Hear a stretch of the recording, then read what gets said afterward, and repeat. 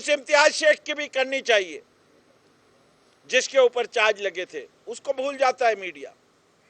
जब मीडिया भूल जाता है तो हमें शिकायत होती। लेकिन मैंने और हलीम आदिल शेख साहब ने असेंबली के बाहर, जो एक मुकद्दस ऐवान है, वहाँ डिमांड की कि इस मामले को एक दफ़ा तय हो जाए। सिंध गवर्नमेंट बार बार एंटी करप्शन जाती है और हलीम साहब बताएंगे कि एंटी करप्शन ने क्या जवाब दिया और क्या लिखा, लेकिन आज तक कोई केस बढ़ा नहीं सके। जब 2 साल की पूरा BMW का जोर, वजन, मुराद अली शाह का वजन, मेरे ख्याल से साथ जो मुल्क पर भारी है उसका वजन, और उसके बावजूद सिंध हुकूमत जिसके पास तमाम लैंड रिकॉर्ड्स हैं, जिसको तमाम मामलात की खबर है ज़मीनों की, वो इन पे केस नहीं बना सकी।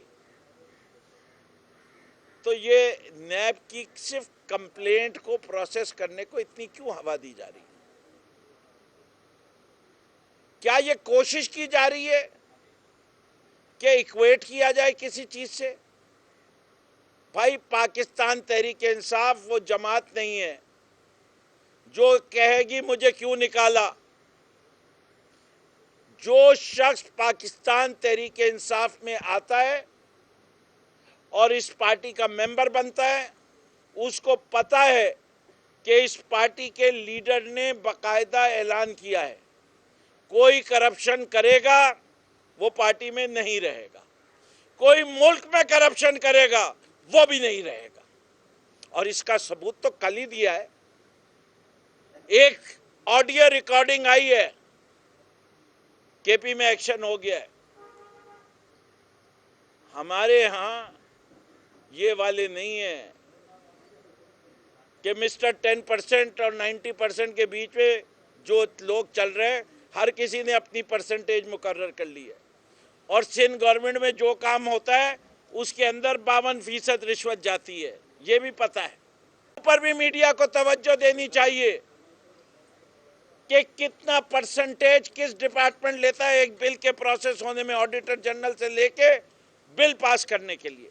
तो करप्शन की कहानी तो जब खुलेगी सिंध की, तो नैब में हम भी एक कंप्लेंट दाखिल करने जा रहे हैं कि पूरी सिंध गवर्नमेंट के खिलाफ मैं अब एक कंप्लेंट दाखिल करूंगा कि इन्हीं ने सिंध को बर्बाद किया, इन्हीं ने पैसे लूटे हैं।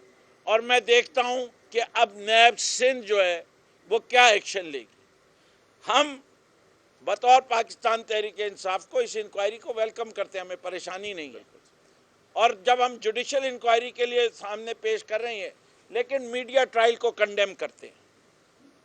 आइंदा हम मीडिया से यही स्टैंडर्ड एक्सपेक्ट करेंगे कि जब किसी के खिलाफ कोई कंप्लेंट होगी तो वो उसको इतनी ही कवरेज देगी जितनी कल कवरेज हलीम आदिल शेख साहब को दी है। अब हलीम आदिल शेख साहब इस फैक्ट के डिटेल्स और क्या है इस कंप्लेंट के पीछे वो भी बता देंगे। एक कुर्सी भिजवा दो। बिस्मिल्लाहिर्रहमानिर्रहीम। एक कुर्सी लगा दें ज़रा, अबरो साहब आए उधर। बिस्मिल्लाहिर्रहमानिर्रहीम। नकवी साहब ने बड़ी तफसील से काफ़ी सूरत हाल को आगाह किया। अगर सिर्फ ये कंप्लेंट होती नैब की जानिब से तो शायद इसका जवाब मुझे मीडिया में आकर देने की ज़रूरत ना पड़ती। हम ये कागजात लेकर, लाजमी सी बात है, हमें नैब के पास जाना चाहिए और कोई भी तहकीकाती इदारा अगर बुलाए तो वहाँ जाना चाहिए। हम ये नहीं कहते कि जब नैब की पेशी का मामला हो तो भी बीमार हो गए, फजलुर रहमान से मुलाकात हो तो तैयार हो गए, नैब की पेशी का मामला हो तो प्लेटलेट्स कम हो गए, लंदन में सैर तफरी करनी हो तो सब ठीक हो गए, नैब की पेशी का मामला हो तो शहबाज शरीफ साहब को कोरोना हो जाए और बीमार हो जाए, और जब वो ना हो तो फिर अपनी तकरीरें करें, प्रोग्राम करें। नैब की पेशी का मामला हो तो सीएम साहब कई पेशियों में जाने से इनकार कर दें और यहाँ मैदान में सब लोग ठीक रहें। हमने देखा बहुत सारे लोग नैब में जब हों तो स्टिक लेके चलें, असेंबली आ जाए तो जॉगिंग करते हुए आ जाए। ये हमने देखा है, सारा कुछ अपनी आंखों से देखा है हमने। लेकिन नैब हमें कोई भी इदारा, नैब जब भी बुलाएगी हम जाएंगे, ज़रूर जाएंगे, सब कुछ बताएंगे। और हमें जाना चाहिए। जैसे कि शुगर कमीशन में कॉल हुई, हमारे बुजदार साहब एज ए चीफ मिनिस्टर चले जाते हैं। शुगर कमीशन में बुलाया गया, असद उमर साहब हमारे जो इस वक्त सबसे अहम तरीन वजीर हैं, वो खुद जाते हैं, अपनी FIA के पास जाके सामने बयान देते हैं। वज़ीर आला सिंध को बुलाया गया तो उन्होंने कहा मैं नहीं जा रहा शुगर कमीशन में। तो ये एक डिफरेंस है, ये फ़र्क है। और हमारी लीडरशिप ने कहा है कि अगर कोई इल्ज़ामात हैं उनको इदारों के सामने जाके अपने आप को क्लियर कर। अब मैं ज़रा बैकग्राउंड पे आता हूँ कि कल हुआ क्या था। दोबारा बताऊँ, नकवी साहब की बात को सेकंड करूँ कि अगर सिर्फ नैब की एक होती, नोटिस होता, हमें अभी तक नोटिस भी नहीं है, इंक्वायरी भी नहीं है, कंप्लेंट कोई गई है उसकी उन्होंने तफसीलात मंगाई हैं जो उन्हें मंगानी चाहिए, हम जाते हैं उसमें। लेकिन कल जिस अंदाज से आप लोग जाइएगा, अपने जहाँ से भी ये फैलाया गया और ये सारा कुछ पीपल्स पार्टी का मीडिया सेल इन पेपर्स को चलाता है, ठीक है, एक नोटिस निकला, वो चल जाना चाहिए था। नोटिस निकला नैब का कंप्लेंट के बारे में, कंप्लेंट के बिहाफ के ऊपर, और वो DC साहब को और एंटी करप्शन को साथ जो इल्ज़ामात बताए जा रहे हैं। मैं कुछ अपने सबसे नहीं बात कर रहा, एक दो चैनल से कहूँगा, दो तीन से। उन्होंने कहा कि जी मनी लॉन्ड्रिंग, चाइना कटिंग। तो बराए करम जो कल नैब ने नोटिस निकाले हैं उसके अंदर अगर मनी लॉन्ड्रिंग का इल्ज़ाम, बाद में भाई देखते हैं क्या होता है। कल के नोटिस में अगर कोई मनी लॉन्ड्रिंग का लफ्ज़ लिखा हो तो ज़रा मीडिया से कहूँगा कि बराए करम खुद ही ज़रा अपने पर गौर कर लीजिएगा। मैं नहीं करता किसने कहा, चाइना कटिंग का जिक्र हो, ये सारी चीज़। अब मैं बताता चलो हुआ क्या। सबसे पहले तो मैं बता दूँ, आप सब पुराने साफ़ी यहाँ मौजूद हैं। ये जो जिस लैंड का जिक्र हो रहा है, 1991 में 4 एकड़ ज़मीन मैंने अपने नाम ली, मैंने उसके ऊपर लोन लिया, मैंने उस पर पोल्ट्री फार्म लगाया, मैंने लोन रीपे किया, एक एक डॉक्यूमेंट उसका मौजूद है 1991 में।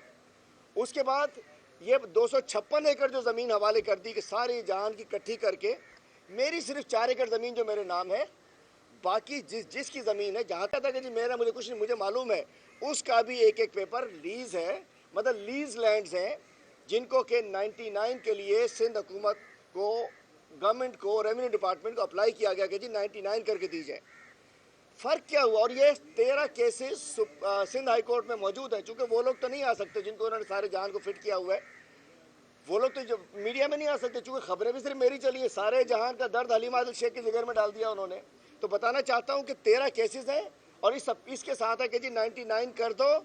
जो सरकार का लैंड ग्रांट पॉलिसी के तहत आपने 1000 एकड़ ज़मीन कराची की बांट दिया, आपने लोगों को 99 कर दी जिनके पास थी भी नहीं। तो भाई हम जो लोग वहाँ एग्जिस्टिंग लेसीज हैं, जो कारोबार कर रहे हैं, जो पोल्ट्री कर रहे हैं, जो डेयरी, आपको पता होगा कराची के मज़ाफ़ात में हज़ारों एकड़ ज़मीन लीज पे दी जाती थी 30-40 साल से। 80s में स्टार्ट हुआ था poultry farm, dairy farm, agriculture farms के लिए, और उसके ऊपर मुख्तलिफ काम हो रहे हैं। अब 2008 के बाद क्या होता है, इनके दौर में सरकारी फीस हम सब देने को तैयार है, जो सरकारी कीमत है। लेकिन भाई भत्ता जो ऊपर कमीशन है, जो सरकारी कीमत से 3 गुना ज़्यादा होता था। टप्पी से स्टार्ट हुआ और फिर रेवेन्यू डिपार्टमेंट सिस्टम के तहत चलता रहा। जो जेन्युइन लोग थे, किसी ने भत्ता नहीं दिया, उन्होंने कहा पैसे लो सरकारी, हम तैयार है, आज भी तैयार है। और कोर्ट में जब एक रिक्वेस्ट मौजूद हो, उसके बाद कुछ रहता नहीं है। और ये तमाम चीज़ें हाई कोर्ट के अंदर स्टेज हैं, सूट्स हैं, 99 की देने को तैयार है, लेकिन 99 दिया नहीं इन्होंने किसी को। अब एक और बात बताऊं, फिर मैं असली बात पे आता हूं। उसके अलावा हलीम आदिल पे इल्ज़ाम, ये बेस भी बताता हूं कि सारा बेस एंटी करप्शन से स्टार्ट हुआ, उस पर आता हूं मैं भी। इसके अलावा पिछले साल 2019 में 23 जनवरी 2019 को लेटर लिखा गया है वहाँ से सिंध गवर्नमेंट की तरफ से। उसमें बताया गया कि जी provision of in connection with inquiry against officers revenue so and so, और वो कह रहे हैं कि जी कि हज़ारों एकड़ ज़मीन जो है वो रेफरेंस नंबर पढ़ते हैं, रेफरेंस नंबर मैं पढ़ देता हूँ। ये खत का जो रेफरेंस नंबर है, जो आप लोग सब तलाश कर सकते हैं या बाद में कहा जा सकता है, इसका है AC/M.M/.K/61 2019 23 जनवरी 2019 का ये खत है जो लिखा गया है असिस्टेंट कमिश्नर सब डिवीज़न मुराद मेमन डिस्ट्रिक्ट मलीर कराची ने। और इसमें क्या कह रहे हैं, provision of information in connection with inquiry against officers of the revenue department and beneficiaries against illegal lease of 30 years of thousands of acres in various days. Its clinical transfer, utilization against the purpose and misuse of personal gains through illegal commercial activities in violation of revenue laws and causing loss of the provincial access to the tune of billions of rupees. ये कह रहे हैं कि जी हज़ारों एकड़ ज़मीन दी गई है और अब मैं बताता चलूँगा, अभी आपको पेपर शेयर कर दूंगा। इसके अंदर कोई एक तालके में सैकड़ों लोग हैं जिन्होंने होटल बनाए हुए हैं, फार्म हाउस बनाए हुए हैं। अली जी साहब तशरीफ लाए, जरा कुर्सी एक बेटा दे देना, शाहजेब अली पे आ जाए इधर। मतलब इसके अंदर हज़ारों एकड़ ज़मीन, जिसके अंदर hotel, farm house, petrol pump, 1000 एकड़ के ऊपर सीमेंट फैक्ट्री। मैं बताना चाहता हूं कि ये मैं लेटर देता हूं आपको, दुनिया जहान ने इन लीज लैंड के ऊपर किसी ने होटल बनाया और पीपल्स पार्टी के लोग मौजूद हैं इसमें, साबिका जो बेचारे मैं चले गए उनके मामू मौजूद हैं, बहुत सारे लोग मौजूद हैं, 1000 एकड़ सीमेंट फैक्ट्री मौजूद है, होटल, पेट्रोल पंप, सारी कमर्शियल है। लेकिन हलीम आदिल शेख को क्यों सिंगल आउट किया, अब मैं उस पर आ जाता हूँ। 2018 20 जनवरी 3 जनवरी को हमने ओमनी ग्रुप के खिलाफ रैली निकाली थी। 20 जनवरी को उन्होंने एंटी करप्शन मेरे पीछे लगाई, एंटी करप्शन ने एंटी करप्शन को मेरे पीछे लगा दिया। और दिसंबर 2019 तक, 20 जनवरी 2018 से 19 जनवरी 2019 तक एंटी करप्शन ने मेरे खिलाफ इंक्वायरी की। होता क्या था, हर 15 दिन बाद एक नोटिस निकलता था, मीडिया में खबरें चलती थी। उसके बाद एंटी करप्शन, आप सब जानते हैं किसके कंट्रोल, एंटी करप्शन ने एक बहुत बड़ा पलंदा मेरे खिलाफ इल्जामात का बनाया। हलीम आदिल को सुल्ताना डाकू बनाया और वो चले गए कि जी FIR दाखिल की जाए। फूलन देवी के कहने पे सुल्ताना डाकू बना दिया मुझे। तो मैं बताना चाहता हूं कि उसके बाद जब ACC 1 की एक मीटिंग होती है, ACC 1 को चीफ सेक्रेटरी हेड करते हैं, SMBR होते हैं, चेयरमैन एंटी करप्शन होते हैं, 2-3 और सेक्रेटरीज होते हैं। उनके जब मीटिंग में गई तो वहाँ से वो जो FIR लॉन्च करने के लिए इन्होंने मेरा भिजवाया था, वहाँ से डेफर हो गई, रेवेन्यू डिपार्टमेंट चली गई और रेवेन्यू में इसके ऊपर कि जी इस पर कॉलोनाइजेशन एक्ट के तहत, रेवेन्यू एक्ट के देखा जाए कि वायलेशन हुई है, मिस यूटिलाइजेशन हुई, जो कुछ हुआ है, लेकिन एंटी करप्शन की FIR नहीं बनती। इट मीन्स करप्शन नहीं बनती, नहीं तो FIR दाखिल हो जाती। उसके बाद पलंदा तैयार हो गया था इतना मोटा, एंटी करप्शन ने उस पलंदे को फिर सर्कुलेट करना शुरू कर दिया, मीडिया को, इसको, उसको, इदारों को। अच्छा, हर हफ्ते मेरे खिलाफ कोई शो हो जाए, कोई खबरें आ जाए तो लाजिम बात है नैब एक इदारा है, उसको भी देखना चाहिए कि बार बार अगर कोई चीज़ हाईलाइट हो रही है तो अच्छा किया नैब ने अगर उस पर नोटिस लिया। लेकिन वही कंप्लेनेंट जो एंटी करप्शन में आया था, उसका ताल्लुक मेरे पास पीपल्स पार्टी के वजीरों से मौजूद है कि उसको पिछोड़ा गया एक बंदे को, उसी से कंप्लेंट कराई, एंटी करप्शन की सारा केस भिजवाया। तो नैब ने उसके ऊपर उस कंप्लेंट की बेस पे इंफॉर्मेशन मांगी, एंटी करप्शन से भी और DC से भी। नैब का अल्टीमेटली जब हमें बुलाएंगे हम चले जाएंगे, लेकिन जैसा नकवी साहब ने कहा कि उस इंफॉर्मेशन, उसको जो उन्होंने तफसीलात मांगी, उसको कंप्लेंट की बुनियाद पर, on the basis of complaint, ठीक है, हर स्टेज पे हम जाने को तैयार हैं और अभी तक हमें नहीं बुलाया। जब बुलाएंगे हम पहले जाएंगे उनके पास। हम कहते हैं, एक और चीज़ कहता हूँ, ये तो भागते हैं कि जी बेल्स कराते हैं, ये कराते हैं। भाई जब बुलाएगी नैब एक मैसेज करते हैं, हम जाने को तैयार हैं। मुराद अली शाह साहब, जाना चाहिए इदारों के अंदर। और ये भी तय हो गया, जो कहते थे नैब से गठजोड़, नैब आज़ाद इदारा है, नैब किसी के कंट्रोल में नहीं है। नैब इतना हाइप बना देंगे, और हाइप बनाया एंटी करप्शन, मतलब पीछे पीपल पार्टी के बंदे एंटी करप्शन को यूज़ किया, एंटी करप्शन से रिपोर्ट मेरे खिलाफ तैयार कराई गई, उस एंटी करप्शन को, हाँ, उस रिपोर्ट को सब में सर्कुलेट किया गया। तो मैं बताना चाहता हूं हम तैयार हैं, लेकिन कल जिस तरीके से मीडिया में चलाया गया मनी लॉन्ड्रिंग, तो भाई नैब का नोटिस अभी आपको भेजता हूं, उसके अंदर कहीं मनी लॉन्ड्रिंग का जिक्र नहीं है।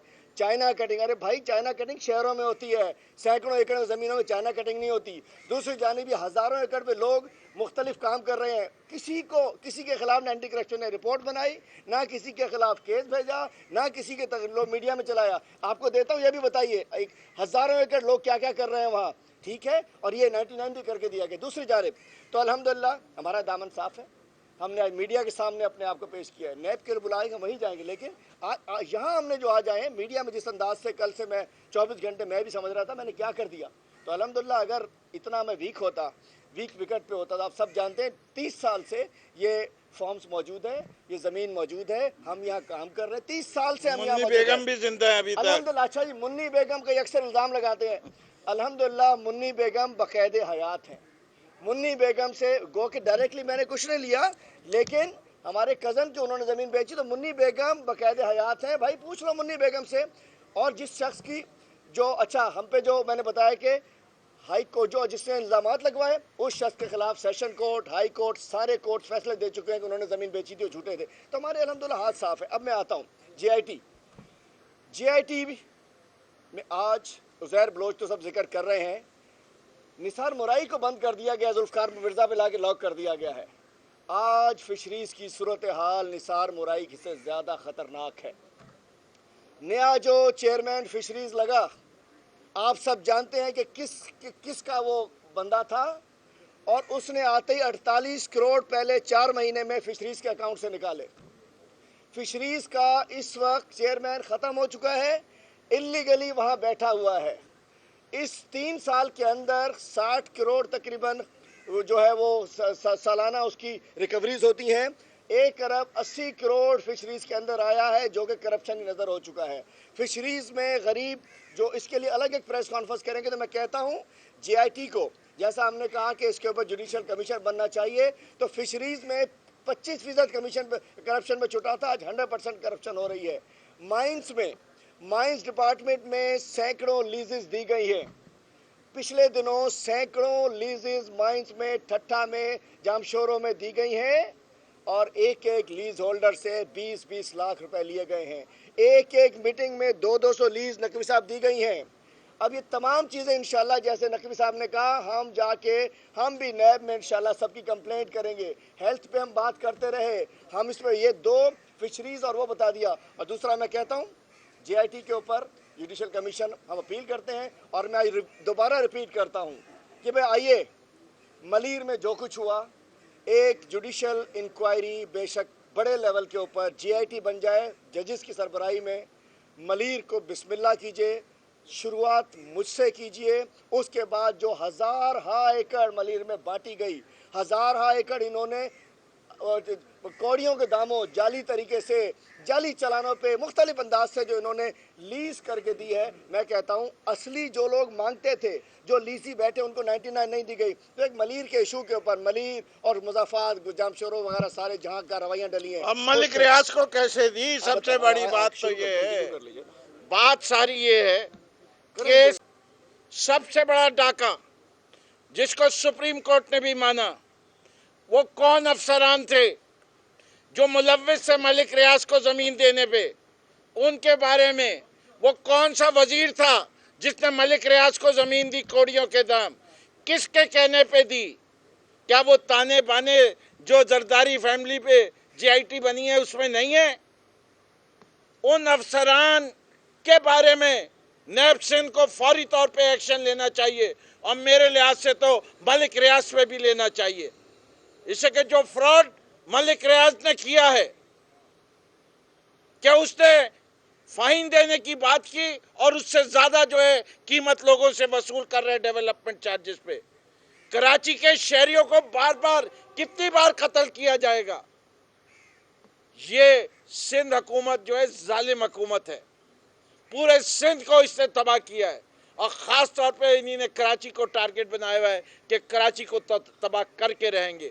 न पानी देंगे, न सफाई देंगे, न सीवरेज देंगे, न बसें देंगे, कुछ नहीं देंगे, सिर्फ कराची से पैसा लूटेंगे। बहुत बहुत शुक्रिया।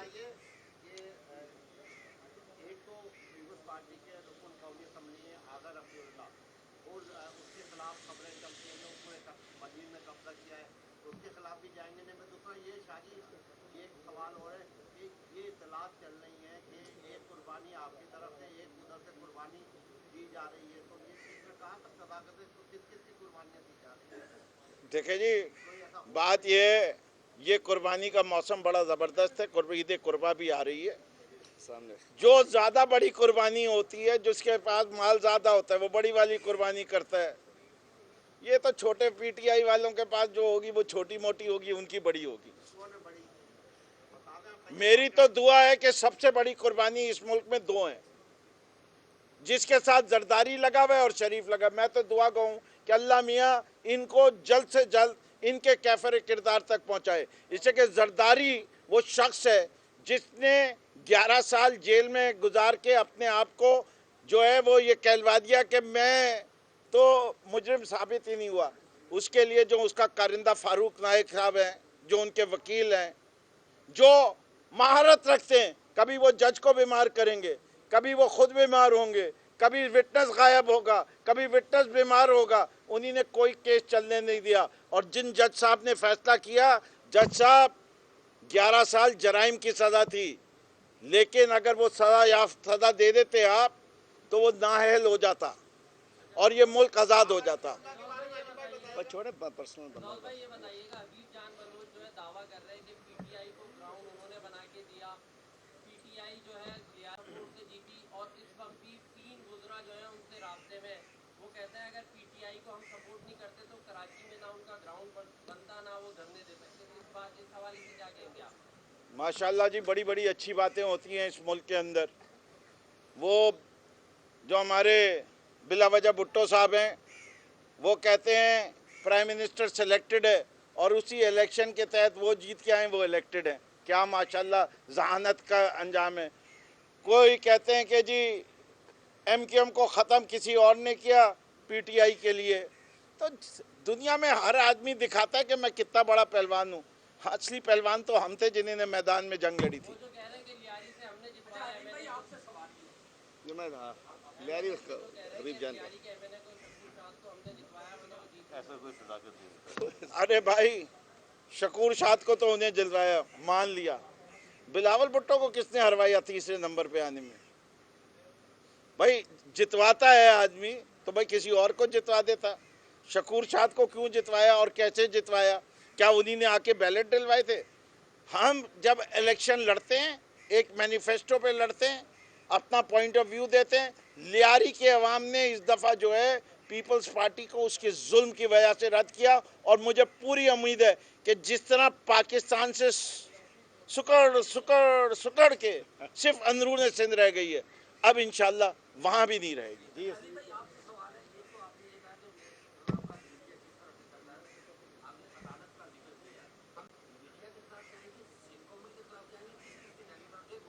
नहीं, मीडिया के खिलाफ तो यही कोर्ट है। मीडिया के सामने तो आ गए हम, मीडिया के सामने हमने बताया। देखिए ज्यादती की है जो मीडिया कल ने। ज्यादती हुई है कई जगह, हमारे साहब सबकी बात नहीं कर रहा, कई जगह ज्यादती हुई है कि जो नहीं था। मतलब एक ज्यादती ये की गई कि नैब के नोटिस के साथ एंटी करप्शन की जो इनकी फैब्रिकेटेड उसके पेज लगा के वो चला दिए गए, तो ज्यादती हुई कल। मतलब इस लेवल का इशू नहीं था, लेकिन कोर्ट, हम तो मैं बात कर रहा हूँ अपने आप को वॉलंटरीली मैं तो कोर्ट के सामने पेश कर रहा हूँ। जुडिशियल इंक्वायरी करा लें बेशक सारी, तो बात है मीडिया के खिलाफ में क्या कोर्ट जाना, मीडिया की अदालत में तो आ गए हम। अब मीडिया का फैसला है, अब क्या करता है। आज 12 बजे से रात 12 बजे तक मीडिया क्या करता है, ये मेरी मीडिया से अपील है कि जब कल मैं चला हूँ तो आज भी बराए करम जो फैक्ट्स हैं और बाकी जिसको चीज़ें चाहिए वो इंशाल्लाह कागजात वहाँ देने, लेकिन आपके सामने तो साबित करना था। ठीक भाई, थैंक यू।